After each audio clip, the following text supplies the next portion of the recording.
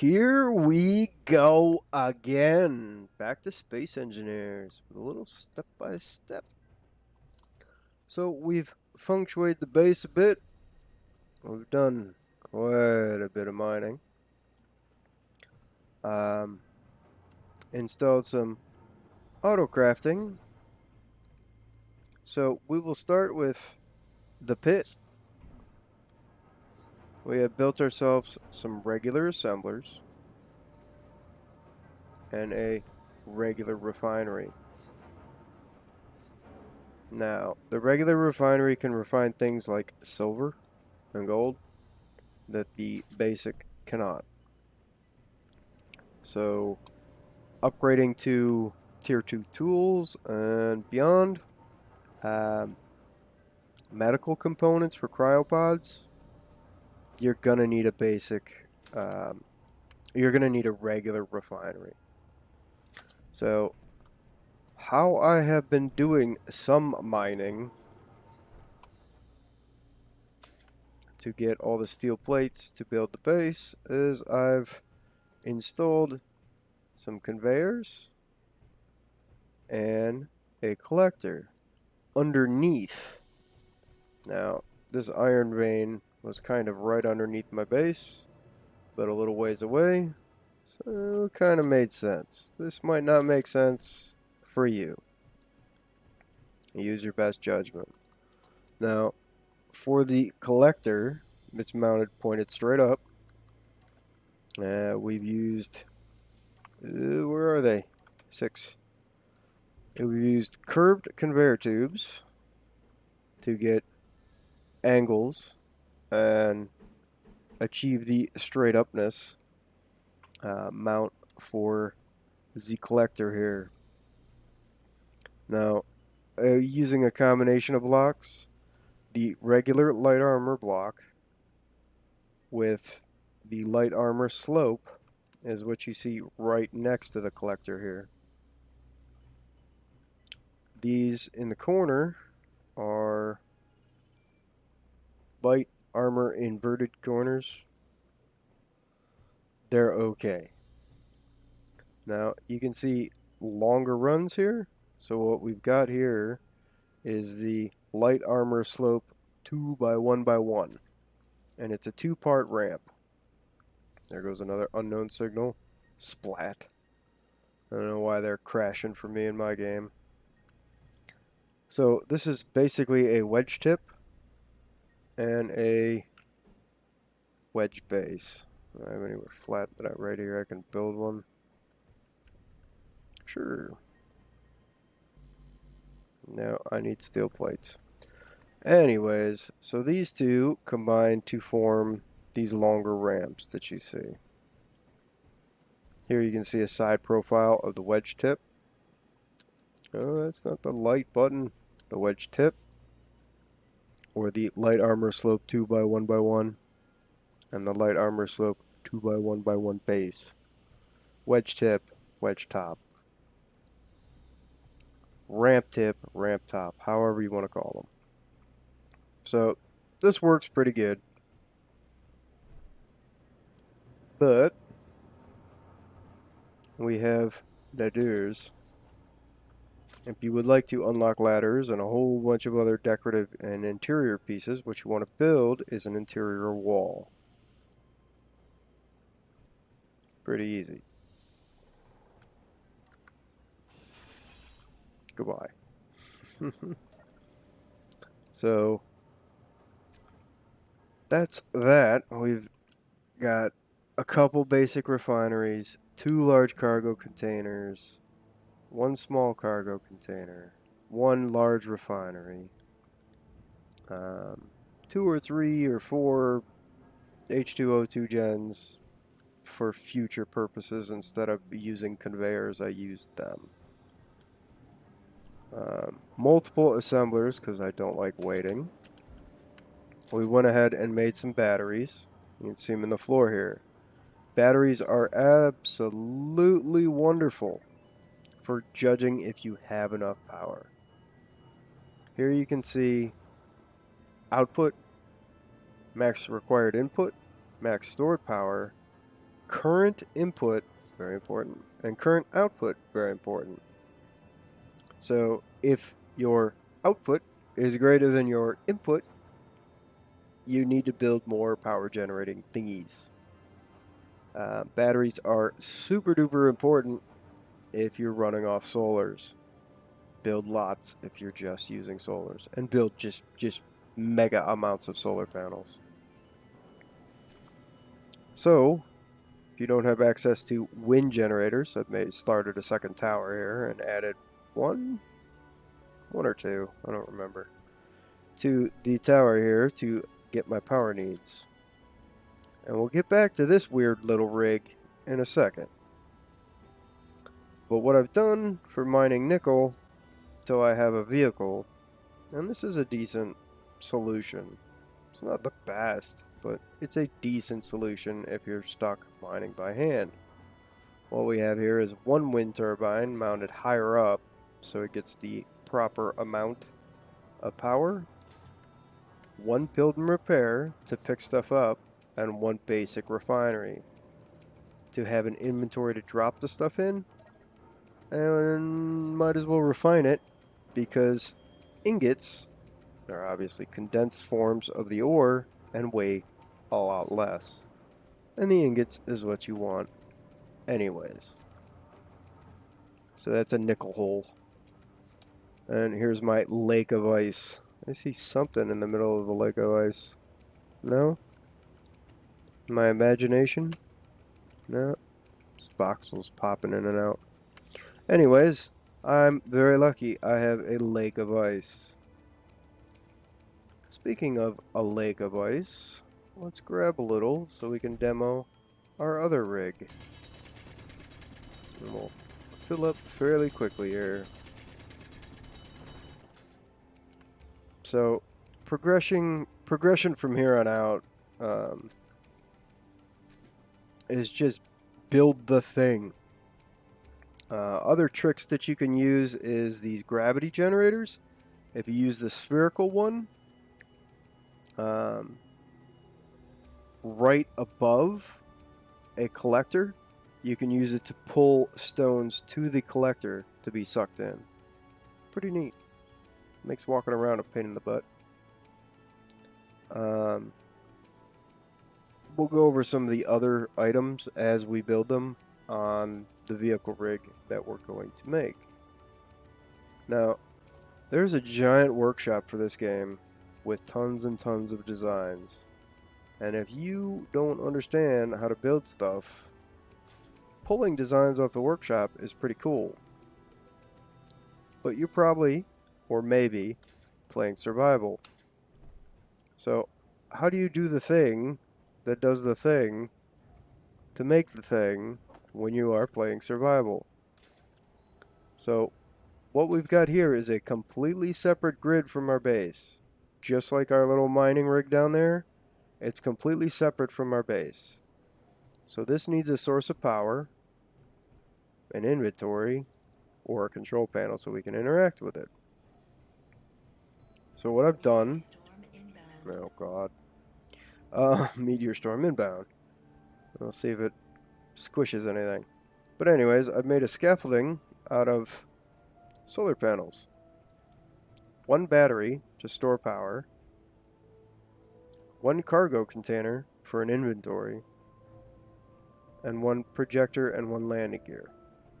Start with the landing gear. You place it down. Place it... Maybe I need to make some Gatling turrets. Start with the landing gear, place it down. Put the cargo container on top of it. Build both of those. Either by hand or turn your build and repairs back on. You need to turn them off to place the landing gear. Otherwise, it'll just keep destroying the landing gear. Alright, so what we've got here is a projector. I'm pretty sure this is the right way. So you got 4 bands on top and 2 bands connected to the middle for the front. So this is the basic rig. Solar panel, a battery, landing gear, cargo container, projector. And what this allows you to do is the projector pushes out a 3D image of blueprints that you can download or you can save yourself, and you can either reuse them or you can try other people's designs. So what we've got on the back here is a Hydron engine and an H2O2 generator. Now the problem is you need some kind of power to jumpstart them, so you need at least one tiny little solar panel. So what I'm going to do is I'm going to the control panel, I'm going to turn the Hydron engine on. And it's going to generate 1 megawatt. That combined with the solar panels should charge the little battery here, which we don't really care about as much. But we're going to go, let me stand on the back. It might work a little better.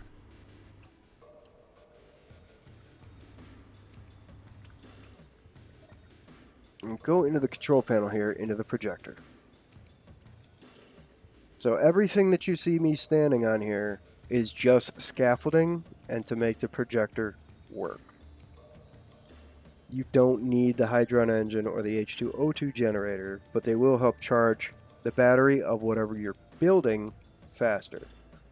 So for now, I'm going to turn this off.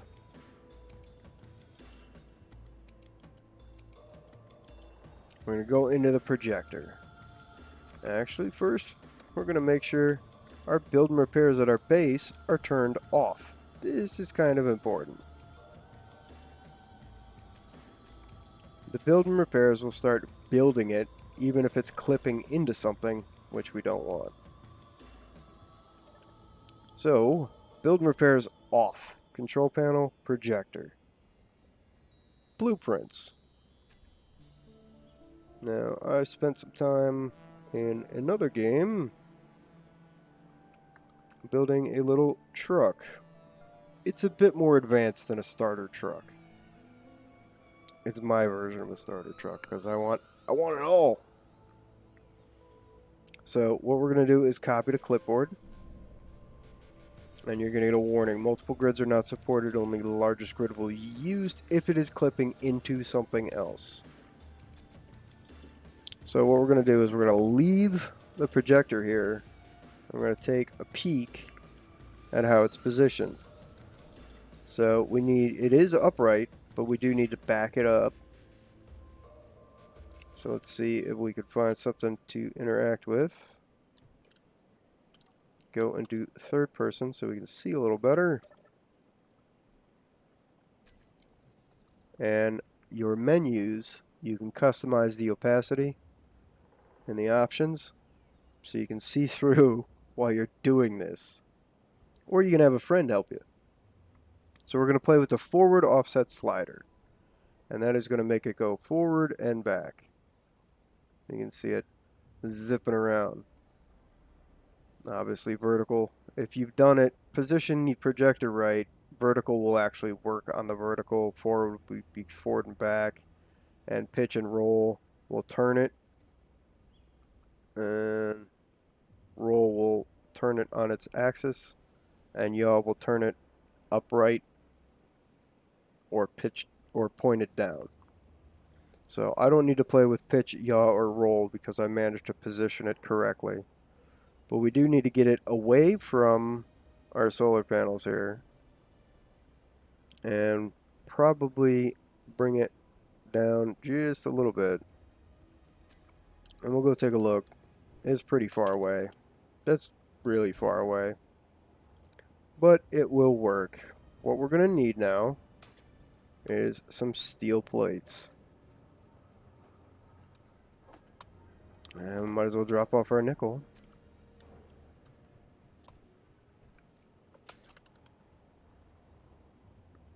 And what we need to do is we need to connect this small grid to this 3D hologram here. And we do that with just some steel blocks. And what is preferable is to connect to a flat spot. So for this one, somewhere on the nose here. So this is a very, very long reach. You could bring it in and make it a lot easier on yourself. I prefer to connect them from the top if I can when I'm building them. So I don't have to have extra stiffs underneath when I cut them free. So this is going to hold everything up. If I can place blocks correctly. When I place this last one, you'll see the color change on the block right in front of the cockpit. You've seen it goes white. So white means it can be made real. So what we're going to do, I don't have enough stuff to build all this. I'm just going to turn on the build and repairs and let them work on it while we go over the auto crafting and the LCD. So how this works is this block from our scaffolding grid is touching, I think, this small conveyor. Once this small conveyor becomes real, all the blocks that it is touching can be made real as well. So let's go turn on our build and repairs and we'll check it out.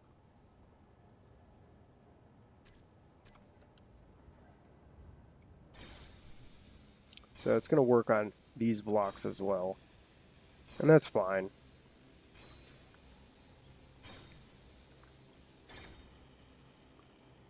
So they only need the starter component. So I have some steel plates. So once it gets to actual steel plate stuff, I can help out if I want to. And just stick your welder in there, and you can see we're making decent progress, but this is going to be a lot of components. So I highly recommend putting down a landing gear, a cargo container, and a battery, solar panel. The 3: landing gear, cargo container, battery, solar panel. So you can do this and have a charged up battery. You do this at night or something and mess with it when you can't do much else. I mean, you can always go out mining and stuff, but you can't really see much of anything.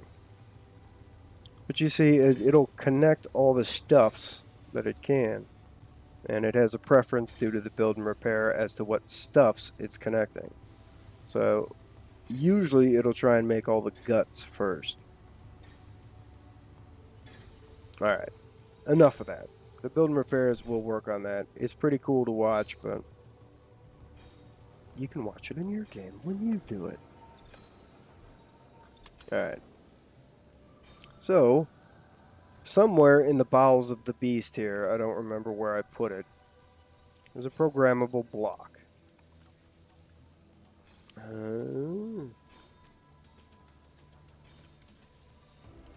Let's just grab one.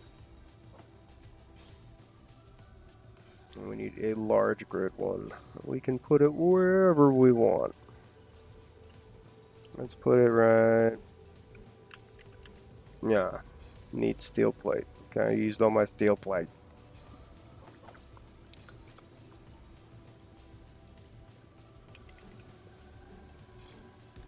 Facing doesn't matter. You can position these any way you want. 90% of the time you're interacting with them from the control panel menu anyways. So this is what they look like. They look okay. A little bland. So what we've done here is you go to the workshop and you're going to search out Itzy's, if you want to copy this, Itzy's Inventory Manager. Download it. And how you get it to work is you get a programmable block. I always name it IIM for Itzy's Inventory Manager, so I know which programmable block is which. You go into Edit, you go into Browse Scripts, and you find it from your Scripts menu, Itzy's Inventory Manager. copy to editor, check code. Successful, you're good to go. Hit OK. Now, we are temporarily done with that block. We don't have to interact with that one again unless we want to turn it off or modify some of the settings in Edit. So, if you want to use one of your assemblers manually yourself without the auto crafting messing with you, you need to go into that assembler and add !manual. That will disable the auto crafting function from using that assembler at all. How are we doing on power with all that stuff running? Input is greater than output. Good to go. Alright, so the next thing that we made... push the button. Lag. What do I need? Interior plate, okay.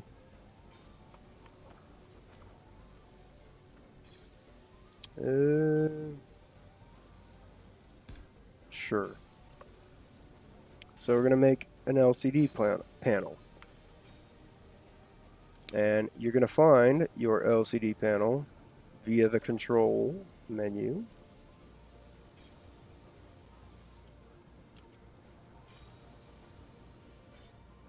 You can see I've named mine IIM, so I know what the function of that LCD panel is.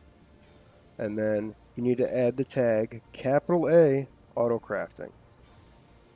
Make sure it reads exactly like that. And what you get is a printout that looks like this. I apologize for the text, it looks crappy. So this is a interactable LCD menu. You can push F on it to open up this. How this reads is current is how many you have, wanted is how many you want to keep in stock. Okay. So we'll get back to that in just 1 second. The script will do it for you, but for example, this is my small cargo container that I interact with. I want to find my bottles here, my ammo here, my tools here. So what you do for your cargo containers, it helps if you have 3, but you can use like 1 large for components and ingots, is we're going to search out cargo, and we're going to go through these one at a time. Large cargo container. Now the script will name these for you, so you can modify them later, or if you like how it ends up, great. So to my right on this level is my large cargo container with components. I want all the components in there, so I can go run over there, grab some steel plate, interior plate construction components, so I can start whatever I want with the build and repairs. Alright, so we got components here. Capital C, components. No extra stuffs. All the components will go into that container. Large cargo container, it's tagged with ores, capital O, and ingots, capital I. All the ores and ingots will go into that large cargo container. And my small cargo container is tagged with tools, capital T, ammo, capital A, and bottles, capital B. So all of those things, the tools, the ammo, the bottles, will go into this small cargo container right in front of me. All the components will go into this large cargo container right here. And all the ores will go into this cargo container right here. You can organize your stuffs however you want to make it easier for you to find stuff. So that's really, really nice. So make sure you go through and add the tags so you can find what you want to find. The exclamation point manual tag, you can see it here, lowercase m on the assemblers, or one single assembler so that you can use it. So if I try to use one of the other assemblers, and I try to make motors right now and put it in front, okay, maybe I need to try 10 of them. Once the script cycles through, it removed my queue of motors. That's why you need a exclamation point lowercase manual. So exclamation point manual, no space, lowercase m, on your one assembler that you actually want to use. All right, let's get back to this, how this works, and how to change it and modify it. On the right-hand side, you can set the quantity of items that you want, like steel plate. Right now I have it set to 2,221. For me, pretty low number. The motors is set to 12,000. What you can do is you can go through and look at some of the things like the refinery needs 1,200 steel plates. A large atmospheric, large grid thruster needs 1,200 motors, if I remember right. So you can get just enough for one, or you can mass produce. It just depends on how you like to do it. So there is a regular old angle grinder. There's actually two of them in there. It's a rank 1 angle grinder. I don't ever want it to make rank 1 angle grinders. So how do I get rid of it off this list and just never have it craft one ever again? So you put -1 in front of it. I'm going to do the same with automatic rifles, because I could just make one if I want one. Hand drills, hydrogen bottles I have set to 8. I like my hydrogen bottles. Ammo I can manually craft, so we're going to do the same thing there. Oop. And oxygen bottles, we'll set it to 2. Eventually it'll catch up and craft those.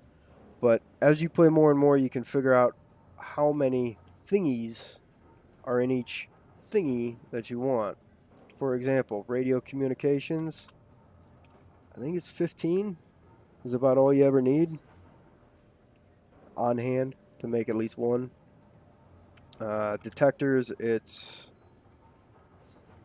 I want to say like 30 something for the defaults. Displays can actually be a little higher. Interior plate, steel plate, metal grid motors, computers are your pretty important ones. Things to skimp on like radio communication, detector, medical components. You only ever need 15 at a time. Solar cells, if you want to build a ton of solar cells, you probably want a lot more than 22 on hand. But to remove something, you just change it to -1. Done. So eventually, once the script cycles around, well, that was quick, it will remove all the things with a -1 entry. Great. Cleans up the list. So it's as simple as that. Make sure you got a manual assembler. Set the values that you want to set. What else? Let me fill up my energies. And we'll go take a look at that truck. So Ford Build and Repair Systems made pretty short work of this thing.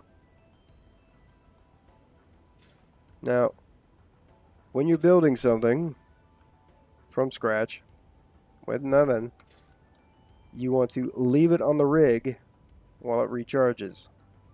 It makes it a lot easier. I'm going to go ahead and flip on the engine here. Hydrogen.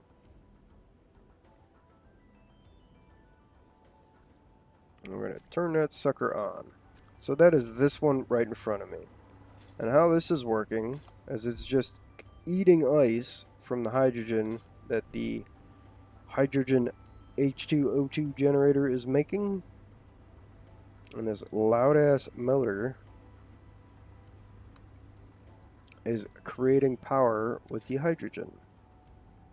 And everything connected right now is generating power.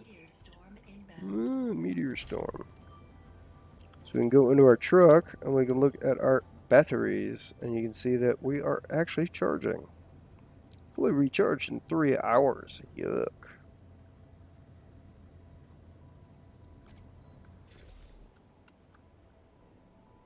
So this also has a hydrogen generator and a hydrogen engine. So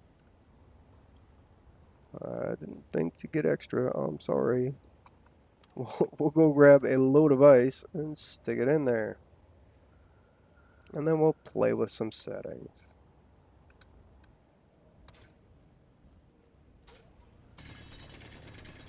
Ice, ice, ice. Good enough.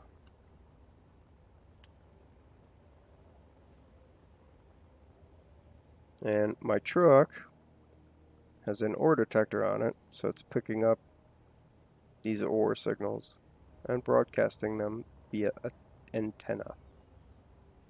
Similar to the respawn truck. Ooh!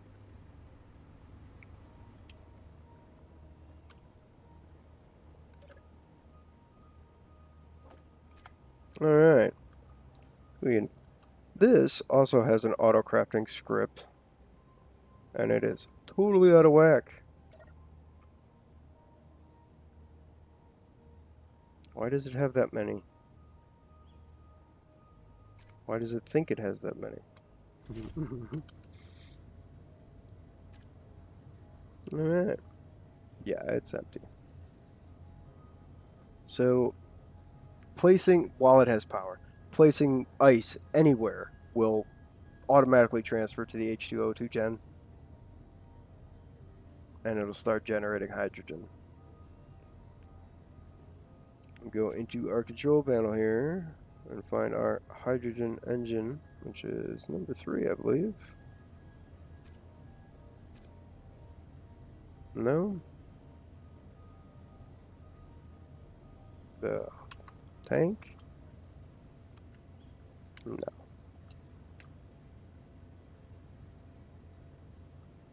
Confusing. Anyways, let's go through things that you want to watch out for and things that you want to set. Group up all your wheels. Put them in one group. Group up all your lights. Put them on one group. Group up all your drills. Put them on one group. If you're using thrusters, group up all your thrusters and put them on one group. You might want to group up hydrogen, atmo, and ion separately.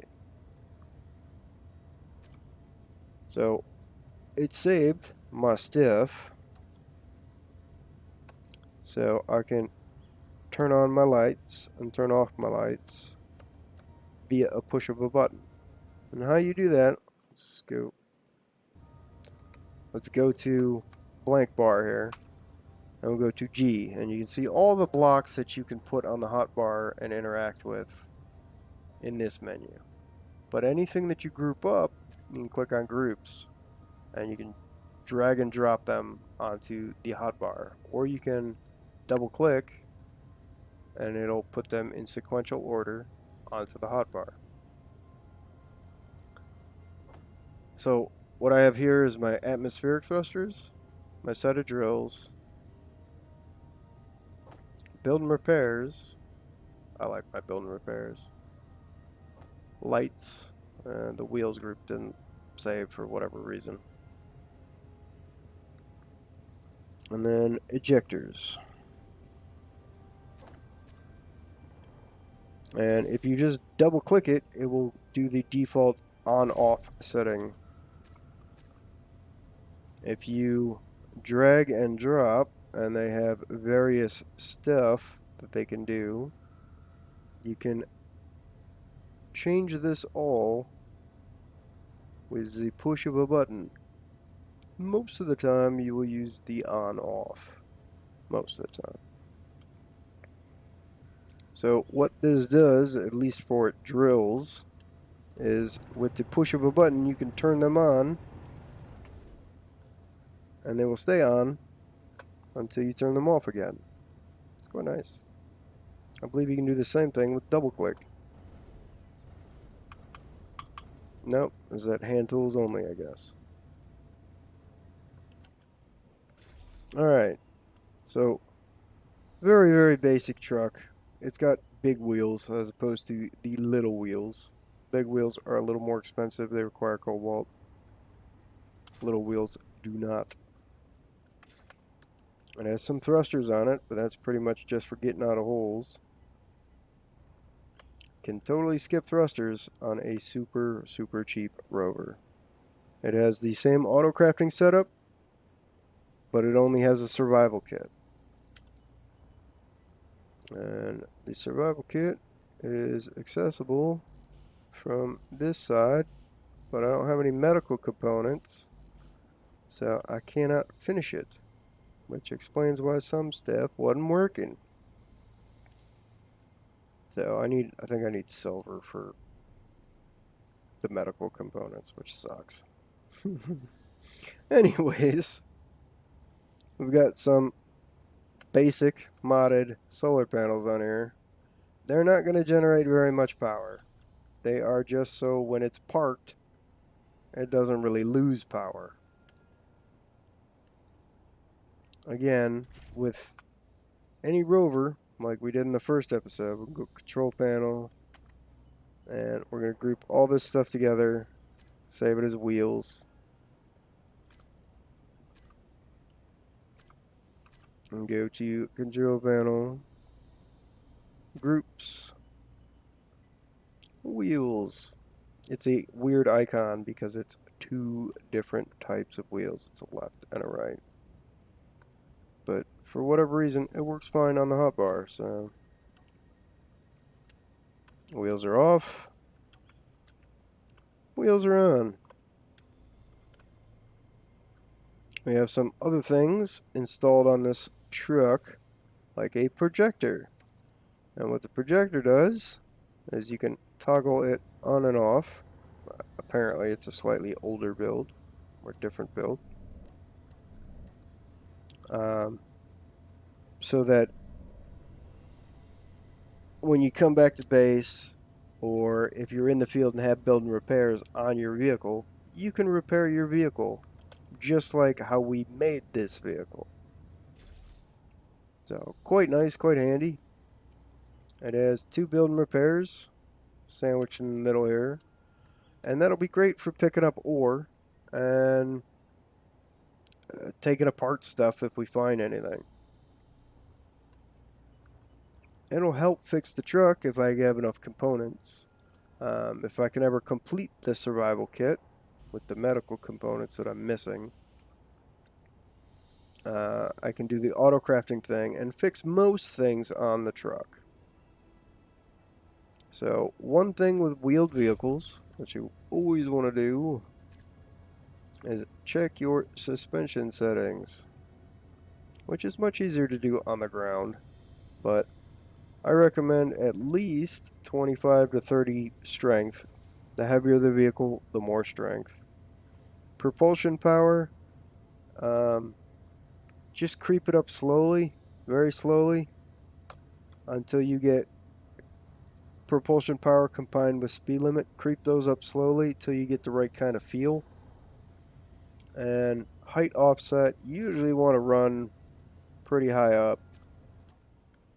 I got still connected, so I got a bad zoom out, but can I see? Yeah, you can see the wheels on that side.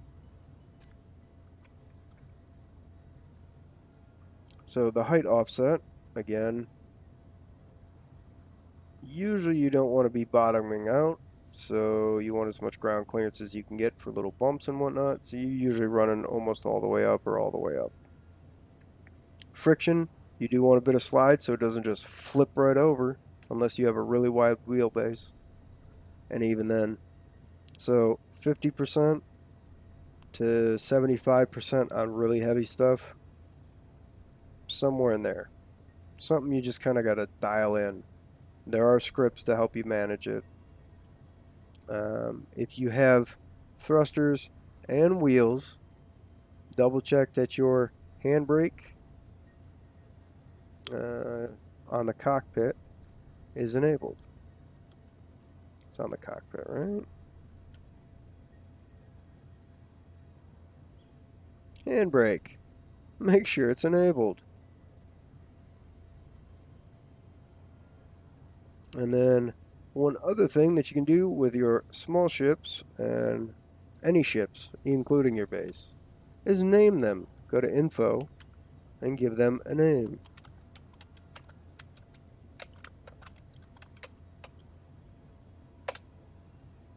And click OK. Now, what this does is when you're standing around, if you click info on this list here, you can see what stuff is.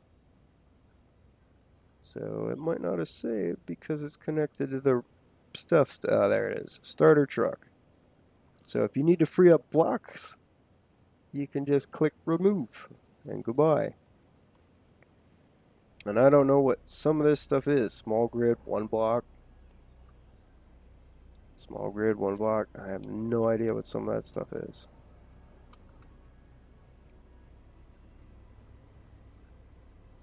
Yeah, I can't imagine. Anyways, so that is the truck, the basics of the truck, and this is a connector back here. But I am going to go look for some silver so I can finish my truck. I'm probably going to take my truck to go find silver, which might be a little dangerous, depending on how charged the batteries are. We shall see. So if you watch this and all of this, thanks for watching.